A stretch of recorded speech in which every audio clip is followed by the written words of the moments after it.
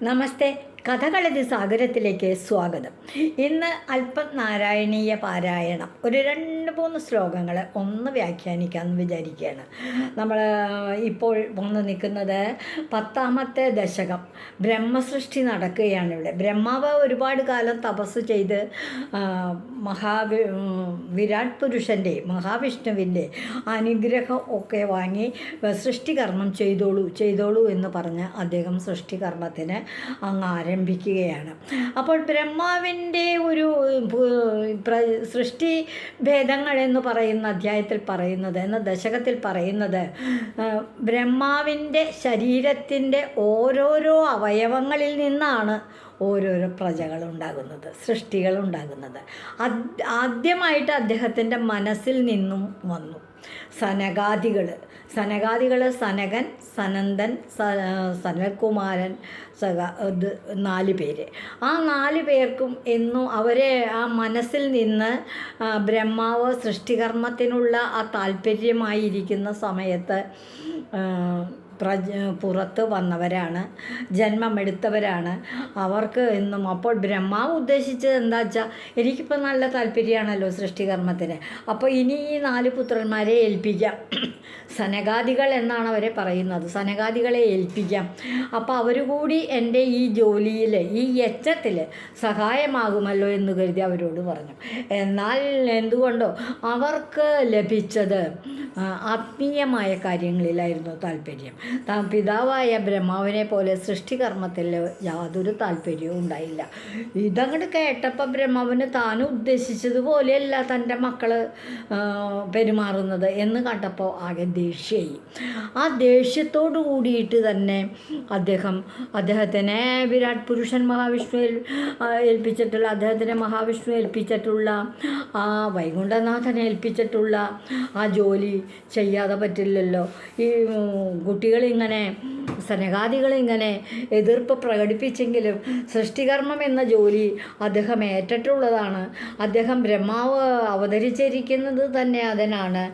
അങ്ങനെ വന്നപ്പോൾ അദ്ദേഹത്തിന് ആ ദേഷ്യത്തോടുകൂടി ഉണ്ടായ അവതാരം, അപ്പോൾ ഉണ്ടായ ആ വർദ്ധിച്ച കോപം, തൻ്റെ പുത്രന്മാരായ സനകാദികൾ അദ്ദേഹത്തിൻ്റെ പിതാവിൻ്റെ ആഗ്രഹപ്രകാരം സൃഷ്ടികർമ്മത്തിൽ നിന്നും മാറി നിന്നപ്പോൾ അച്ഛന് വന്ന കോപം, ബ്രഹ്മാവിന് വന്ന കോപം വർദ്ധിച്ച കോപമായി.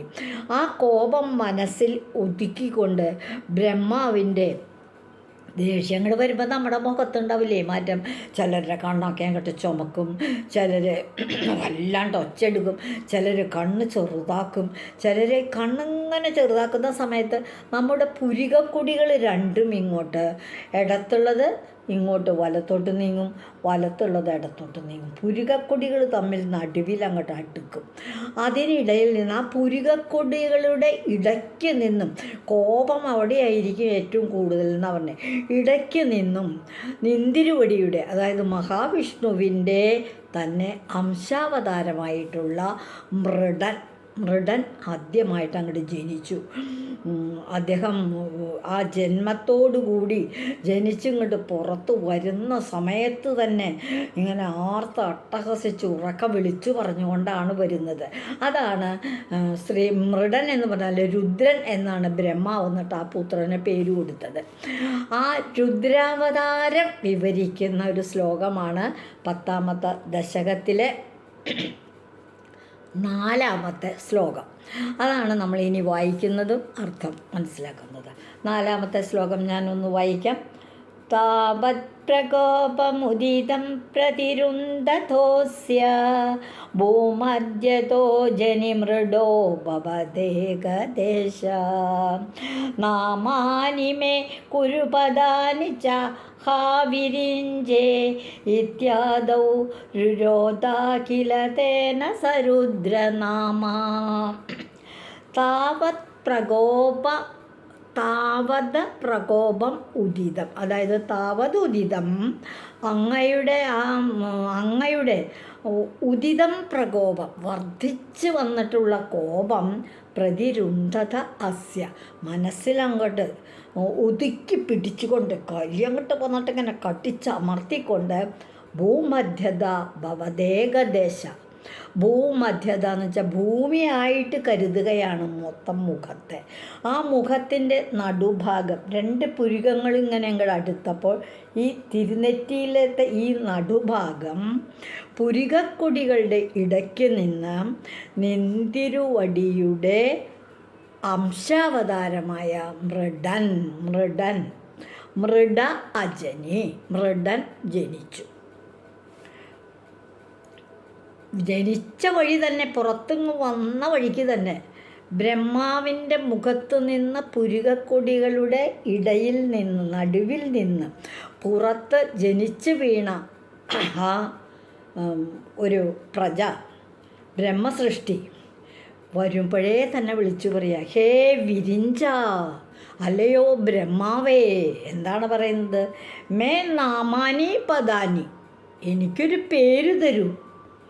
സൃഷ്ടികർത്താവേ, എനിക്ക് എന്താണ് എൻ്റെ പേര്? അതങ്ങ് ആദ്യം കൽപ്പിച്ചരുള്ളൂ. പിന്നെ നാമാനി പദാനി, എൻ്റെ പദം, എൻ്റെ സ്ഥാനം, ഞാൻ ഇവിടെ ജനിച്ചത് ആരായിട്ടാണ് ജനിച്ചേക്കണേ, അതുകൂടി ഒന്ന് പറഞ്ഞു തരൂ കുരു. ഇത് രണ്ടും എനിക്ക് കൽപ്പിച്ചു തരൂ. എനിക്കൊരു പേരും തരൂ, എൻ്റെ സ്ഥാനവും പറഞ്ഞു തരൂ എന്ന് പറഞ്ഞിട്ട്, ഹേ വിരിഞ്ച മേ നാമാനി പദാനി ചാ കുരു, എനിക്ക് സ്ഥാനവും നാമവും പറഞ്ഞു തരൂ. ആദൗരുരോധ കില തേന സ രുദ്രനാമ. അത് കേട്ടപ്പോൾ ആദ്യം ഈ ചോദ്യം അങ്ങോട്ട് കേട്ട വഴിക്ക് തന്നെ ആദ്യം തന്നെ നിലവിളിച്ച്, അവനങ്ങനെ നിലവിളിച്ചുകൊണ്ടാണ് പറയണേ, വേഗം തരൂ, എനിക്ക് പേര് തരൂ, സ്ഥാനം തരൂ. ആ നിലവിളിച്ചുകൊണ്ട് ഇങ്ങനെ പറഞ്ഞപ്പോൾ അതുകൊണ്ട് ആ സമയത്ത് ബ്രഹ്മാവ് ഉടൻ തന്നെ ആ തൻ്റെ സൃഷ്ടിക്ക് രുദ്രൻ എന്ന് നാമകരണം ചെയ്തു. അതാണ് രുദ്രൻ ആത്മജേതസിൻ്റെ, അതായത് എന്താ പറയേണ്ടത്, നാമാനി പദാനി എന്ന് പറയുന്നത് എനിക്കുള്ള സ്ഥാനവും പേരും എനിക്ക് ഉടനെ കൽപ്പിച്ചു തരും. ബ്രഹ്മാവ് ആ രുദ്രാവതാരം അങ്ങ് നടത്തി. ആദ്യം ചെയ്ത സൃഷ്ടിയാണ്. പിന്നെ ദേഷ്യത്തോടു ആദ്യം മനസ്സിൽ നിന്ന് സനകാദികൾ വന്നു. അവരെ അദ്ദേഹത്തിൻ്റെ ഉദ്ദേശം മനസ്സിലാക്കിയില്ല, പിതാവിനെ അനുസരിച്ചില്ല, സൃഷ്ടികർമ്മത്തിൽ പങ്കെടുത്തില്ല. ഉടൻ തന്നെ ദേഷ്യത്തോടു കൂടിയിട്ട് മറ്റൊരു പുത്രനെ പ്രജയെ സൃഷ്ടിച്ചു. അതാണ് മൃഡൻ. ബ്രഹ്മാവ് ആ സൃഷ്ടിക്ക് കൊടുത്ത പേരാണ് രുദ്രൻ. അപ്പോൾ ഈ ഒരു ശ്ലോകത്തിൻ്റെ അർത്ഥം വരുന്നത് ഈ വിധത്തിൽ: താവത് പ്രകോപമുദിതം പ്രതിരുന്ധദോസ്യ ഭൂമധ്യതോ ജനി മൃഡോ ഭവദേകദേശ നാമാനി മേ കുരുപദാനി ചാഹ വിരിഞ്ചേ ഇത്യാദോരുരോധ കില തേന സരുദ്രനാമ. ബ്രഹ്മാവ് അത് കേട്ട വഴിക്ക് തന്നെ രുദ്രൻ എന്ന കുട്ടിയുടെ എനിക്ക് പേര് തരൂ, നാമം തരൂ എന്ന് പറഞ്ഞത് കേട്ട വഴിക്ക് തന്നെ അദ്ദേഹം രുദ്രൻ എന്ന് നാമകരണം ചെയ്തു. ഈ ശ്ലോകത്തിൻ്റെ ഒരു പരിഭാഷ എങ്ങനെയാണെന്ന് നമുക്ക് നോക്കാം.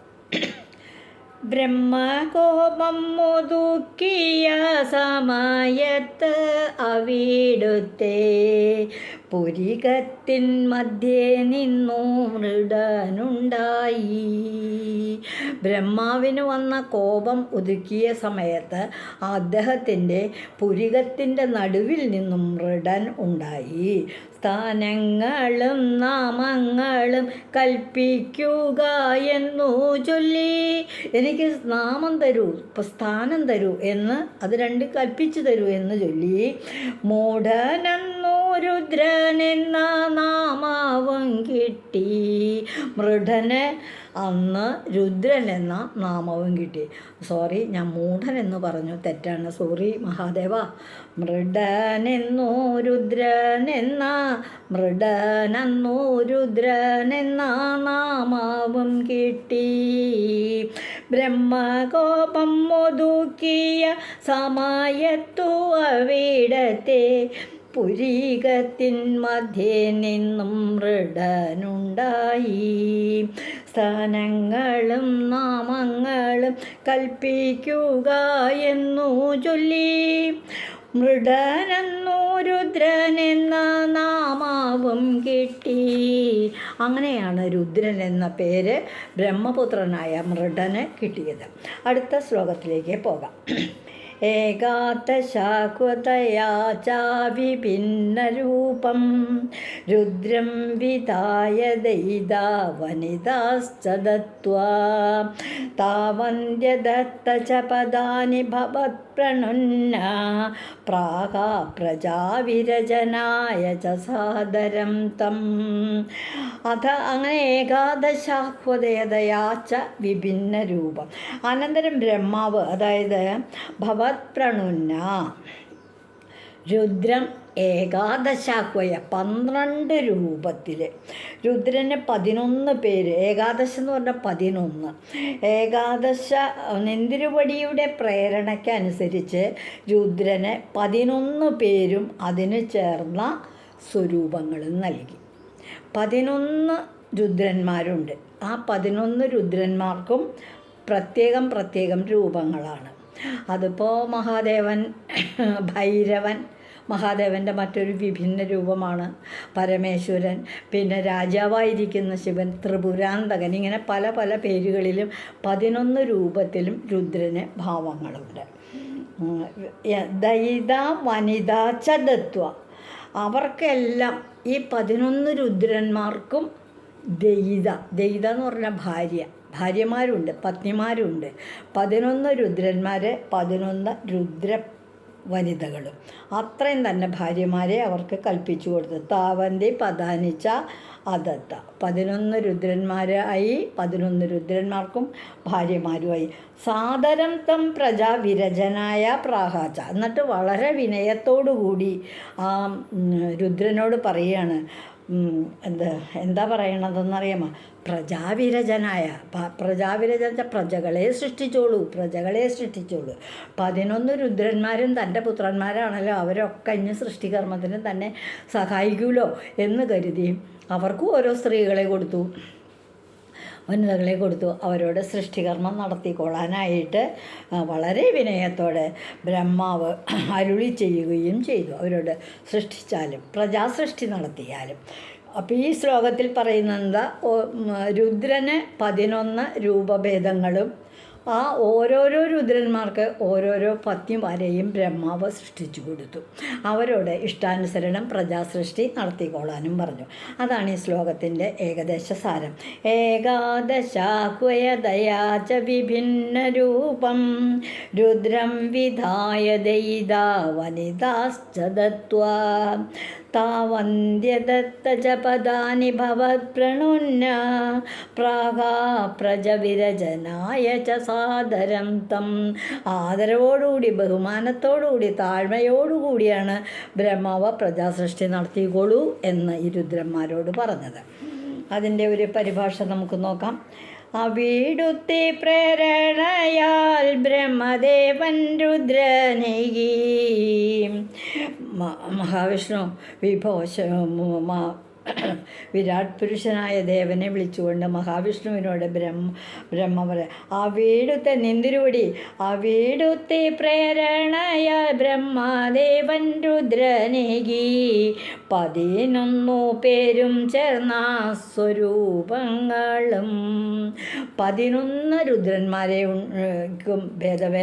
വ്യത്യസ്തമായ രൂപങ്ങളും വ്യത്യസ്തമായ രുദ്രനോടു അധീനൊത്ത സ്ത്രീകളെയും സ്ഥാനങ്ങളും നൽകിയിട്ട് പ്രജാസൃഷ്ടി നടത്തുവാനരുളി ചെയ്തു. 11 രുദ്രന്മാർക്കും ഓരോ വനിതകളെയും കൊടുത്തു. പ്രജാസൃഷ്ടി തുടർന്നോളാൻ പറഞ്ഞു. അടുത്ത ശ്ലോകത്തിലേക്ക് പോവുകയാണ്. രുദ്രാഭിഷിഷ്ടദയദാകൃതി രുദ്രസംഘ സമ്പൂര്യമാണ ഭുവനത്രയഭീതി ചേത മാമാ പ്രജാസൃജ തപശ്ചരമംഗളായേ ആജഷ്ടതം കമലഭൂർഭവദീരിതാത്മാ. രുദ്രാഭിസൃഷ്ട ഭയദാകൃതി രുദ്രസംഘ സമ്പൂര്യമാണ് ഭുവനത്രയ ഭീതചേത. ഈ 11 രുദ്രന്മാരങ്ങോട്ട് സൃഷ്ടികർമ്മം തുടങ്ങിയപ്പോൾ ഉണ്ടായ സംഭവം എന്താണെന്നറിയാമോ? രുദ്രാഭി സൃഷ്ട ഭയദാകൃതി രുദ്രസംഘ സമ്പൂര്യമാണ് ഭുവനത്രയ ഭീതചേത കമലഭൂ. ബ്രഹ്മാവ് പേടിച്ചു പോയി. കമലത്തിൽ ഭൂജാതനായവൻ വിധാതാവ് ബ്രഹ്മാവ് രുദ്രൻ സൃഷ്ടിച്ചത് നല്ല ദേഷ്യം ഉണ്ടായിരിക്കുമ്പോൾ ഉണ്ടായ പുത്രനാണ് രുദ്രന്മാരായത്. ഈ രുദ്രൻ സൃഷ്ടിച്ച ഭയങ്കര രൂപികളായ രുദ്രന്മാരുടെ ഗണങ്ങൾ 3 ലോകത്തിലും നിറഞ്ഞു. രുദ്രൻ കോപാകുലനാണ്. ക്ഷിപ്രപ്രസാദി ഭഗവാൻ എന്നാണ് പറയുന്നത്. വളരെ പെട്ടെന്നാണ് മഹാദേവന് ദേഷ്യവും വരും, പ്രസാദിക്കുകയും ചെയ്യും.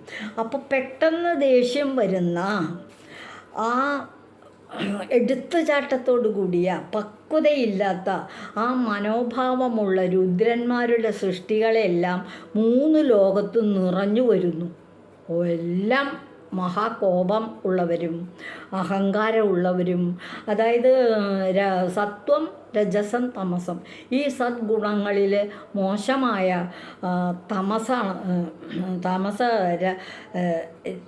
സത്വം രജസ് തമസ്, ഈ തമസ് മുന്നിട്ട് നിൽക്കുന്ന സൃഷ്ടികളെയാണ് രുദ്രൻ സൃഷ്ടിച്ചത്. 3 ലോകം നിറയായി. ബ്രഹ്മാവിനെ ഈ രുദ്രന്മാരുടെ സൃഷ്ടി കണ്ടപ്പോൾ ബ്രഹ്മാവ് ഭഗവാനെ നിന്തിരുവടിയെ ഉള്ളിലിരുന്ന് പ്രാർത്ഥിച്ചു. എന്താ ഈ കാണണേ? 3 ഭുവനത്രയ ഭീതി ചെയ്ത കമലഭൂ. ബ്രഹ്മാവ് നോക്കുമ്പോൾ 3 ലോകത്തിലും നിറയെ ഈ തമോ ഗുണമുള്ള സൃഷ്ടികളാണ് രുദ്രന്മാരുടെ അടുത്തു നിന്ന് പുറത്തു വരുന്നത് മുഴുവൻ.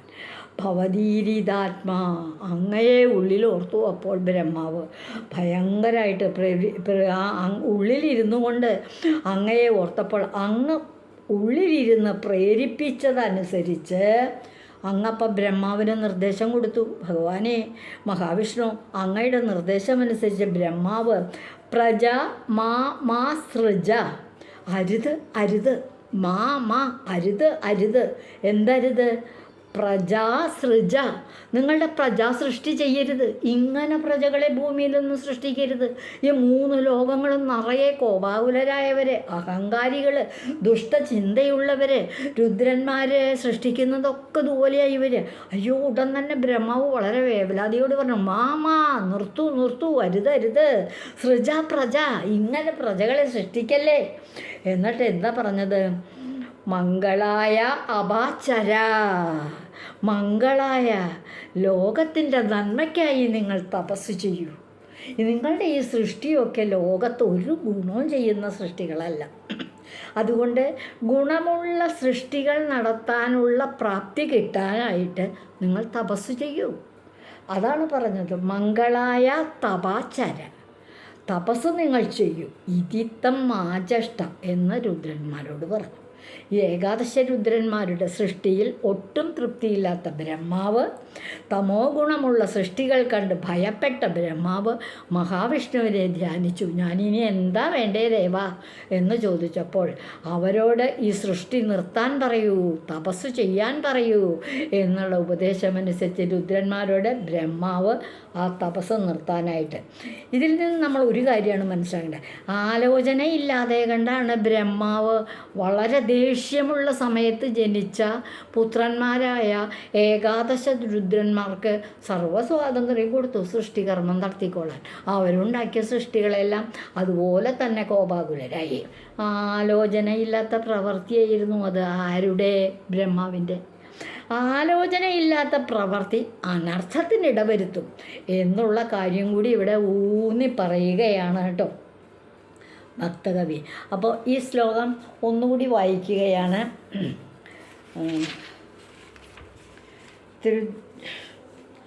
രുദ്രാഭിസൃഷ്ടദയദാ ഹൃദി രുദ്രസംഗ സംപൂര്യമാണ ഭുവനത്രയഭീതിചേത മാമാ പ്രജ സൃജ തപശ്ചരമംഗളായേ ആജഷ്ടതം കമലഭൂർഭവധീരിതാത്മാ. അങ്ങയുടെ ഈ ശ്ലോകത്തിൻ്റെ ഒരു പരിഭാഷ എങ്ങനെയാണെന്ന് നമുക്ക് നോക്കാം. രുദ്രസൃഷ്ടിയാകുന്നോരാരുദ്രഗണങ്ങളെ കണ്ടു പത്മസംഭവനാം ബ്രഹ്മദേവൻ പേടിച്ചു. കോപാകുലനായിരിക്കെ സൃഷ്ടിച്ച രുദ്രൻ്റെ ആ കോപാകുലമായ പ്രവൃത്തി, ആ സൃഷ്ടികർമ്മങ്ങളെല്ലാം തന്നെ അതുപോലെ പെട്ടെന്ന് ദേഷ്യം വരികയും ശപിക്കുകയും ഒക്കെ ചെയ്യുന്ന ഒരു തരത്തിലായതുകൊണ്ട് ആ എന്താ പറയുന്നത്, രുദ്രസൃഷ്ടിയായ പ്രജകളെല്ലാം രുദ്രഗണങ്ങൾ കൊണ്ടുള്ളവരായതുകൊണ്ട് പത്മസംഭവനായ ബ്രഹ്മാവ് വല്ലാതെ കണ്ടങ്ങോട്ട് പേടിച്ചു. രുദ്രനോടു ചൊല്ലി പ്രജാസൃഷ്ടി നീ നടത്തേണ്ട. രുദ്രനോട് പറഞ്ഞു, നീ ഇങ്ങനെ ഇനി പ്രജാസൃഷ്ടി ഒന്നും നടത്തണ്ട. ലോക നന്മയ്ക്കായി ഭവാൻ തപം ചെയ്താലും അങ്ങ് ലോക നന്മയ്ക്ക് വേണ്ടി തപസ് ചെയ്തോളൂ, അതാ നല്ലത്. സൃഷ്ടികർമ്മം നടത്തുന്നതിന് കുറച്ച് മനസ്സ് വളരെ എന്താ പറയണ്ടേ, നല്ല നിലയിൽ നിൽക്കണം.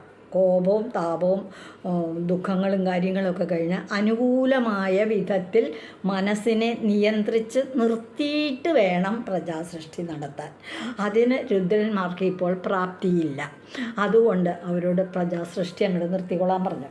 അടുത്ത ശ്ലോകത്തിലേക്ക് പോകാം. തസ്യാദസർഗരസികസ്യ മരീചിരത്രി സസ്താംഗിരാക്രതുമുനി പുലക പുലസ്ത്യ അംഗാദജായത ഭൃഗുശ്ച വസിഷ്ഠദക്ഷൗ ശ്രീനാരദശ്ച ഭഗവൻ ഭവദംഗ്രിദാസ. ഇനി മരീചി തുടങ്ങിയ ചില മഹർഷിമാർക്ക് സൃഷ്ടികർമ്മം നടത്തുകയാണ്. ബ്രഹ്മാവ് സൃഷ്ടിക്കുകയാണ്. അവർ ഈ സപ്തർഷികളൊക്കെ ബ്രഹ്മാവിൻ്റെ പുത്രന്മാരാണ്. ആദ്യം ഈ ഉൽപ്പത്തി, അവരുടെ മരീചി തുടങ്ങിയ മഹർഷിമാരുടെ ഉൽപ്പത്തിയെ പറ്റിയാണ് ഈ ശ്ലോകത്തിൽ പറഞ്ഞത്.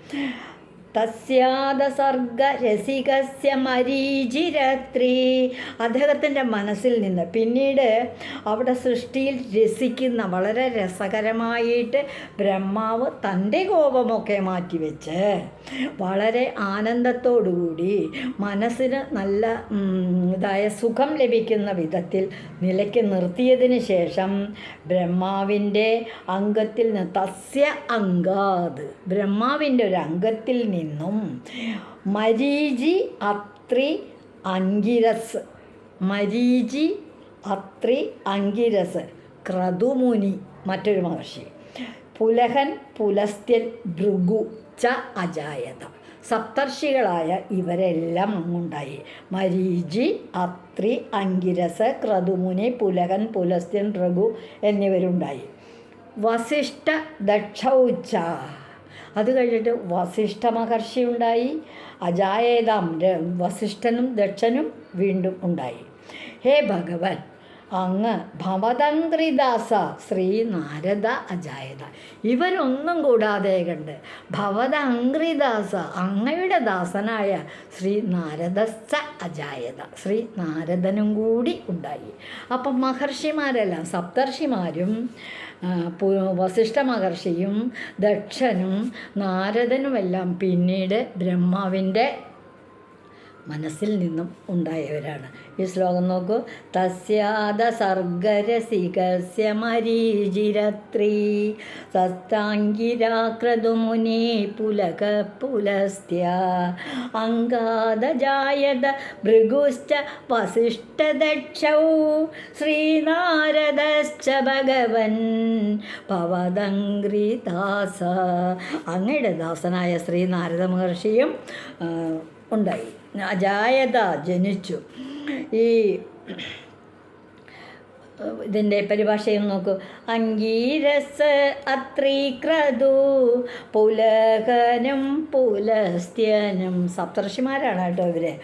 അംഗീരസ് അത്രീകൃതു ക്രതു പുലഹനും പുലസ്ത്യനും മരീചിയും വസിഷ്ഠനും സാക്ഷാൽ ദക്ഷനും. ബ്രഹ്മാവിൻ്റെ അംഗത്തിൽ നിന്നാവിർഭാവം ചെയ്തു ദേവ. ഇവരൊക്കെ ബ്രഹ്മാവിൻ്റെ ശരീരത്തിലെ ഓരോരോ അംഗങ്ങളിൽ നിന്നാണ് ആവിർഭാവം ചെയ്തത്.